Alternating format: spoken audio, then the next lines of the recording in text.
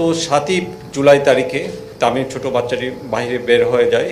এলাকার মসজিদের মাইকিংয়ের ব্যবস্থা করা হয়। 10ই জুলাই তারিখে আনুমানিক দুপুর 12টা 30 মিনিটের মধ্যে একটা কলাবাগানের মধ্যে এই নৃশংসভাবে হত্যাকাণ্ডের শিকার 6 বছরের শিশুর তামিমের পচা গলিত লাশ এলাকাবাসী দেখতে পায়। গতকাল দিন অবধি রাত পর্যন্ত অভিযান পরিচালনা করে ময়মনসিংহ মুক্তাগাছা থানাধীন এবং ময়মনসিংহ ফুলপুর থানা হতে এই হত্যাকাণ্ডে সরাসরি জড়িত সংশ্লিষ্ট হাসান এবং সাগরকে আমরা গ্রেফতার করতে সক্ষম হয়েছি।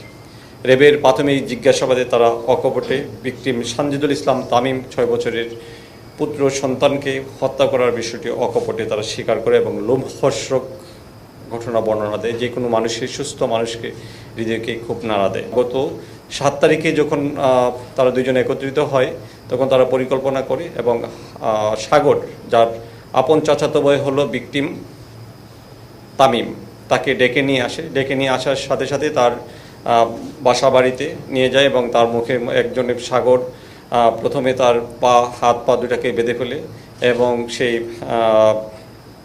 সাগরের সাথে হাসান তাকে সারা শরীরে কষ্টেপ দিয়ে পেঁচিয়ে ফেলে।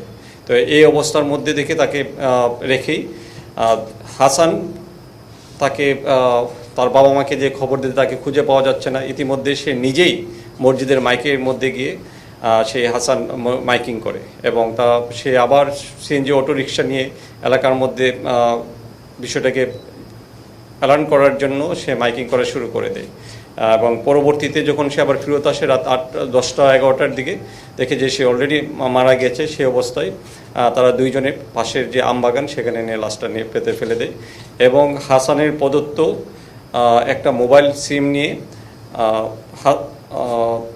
সাগর চলে যায় হলো ময়মনসিংহে গিয়ে সে তার পিতামাতাকে ফোন করে যে টাকা নিয়ে আসার জন্য।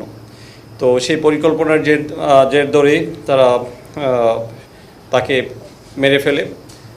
মেরে ফেলার পর যখন আমাদের অভিযানিক টিম তাদেরকে গিয়ে ধরে নিয়ে আসে এবং পরবর্তীতে তারা সেই ঘটনার যে বর্ণনা দিয়েছে সেটা আরও লোমহর্ষক, যে তাদেরকে একজনে গলায় চেপে ধরে এবং পায়ের মধ্যে ধরে গলা চেপে ধরার পরে সে প্রচণ্ড চিৎকার করতেছিল যে মা বাবা আমাকে বাঁচাও। বাট এই নরপিশাচগুলো কোনো অবস্থাতে তাদেরকে ছেড়ে দেয়নি।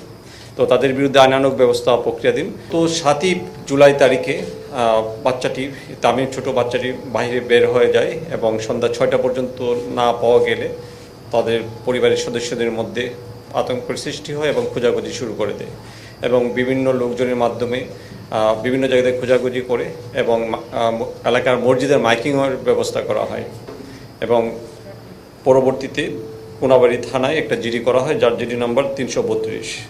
পরবর্তীতে 8ই জুলাই তারিখে ভিকটিমের পিতার মোবাইল হতে অজ্ঞাত একটি ফোন আসে। ফোনের মধ্যে তারা জানায় যে তাদের কাছে 6 বছরের শিশু তামিম আছে এবং তাকে 10 লক্ষ টাকা দিলে তারা ছেড়ে দিবে। সেই অনুযায়ী 10 তারিখের দিকে তারা সেই ময়মনসিংহ এলাকার দিকে যায়, ময়মনসিংহ 10 লক্ষ টাকা নিয়ে এবং স্থানীয় পুলিশের সহায়তা নিয়ে। বাট যখন টাকা নিয়ে যায় সেই অপরাধীরা তাদেরকে চিনে ফেলবে বা এরকম তারা সুবিধা করতে না পারে তারা পালিয়ে যায় এবং টাকা গ্রহণ করে নেয় এবং ভিকটিমের পিতা ফেরত আসে।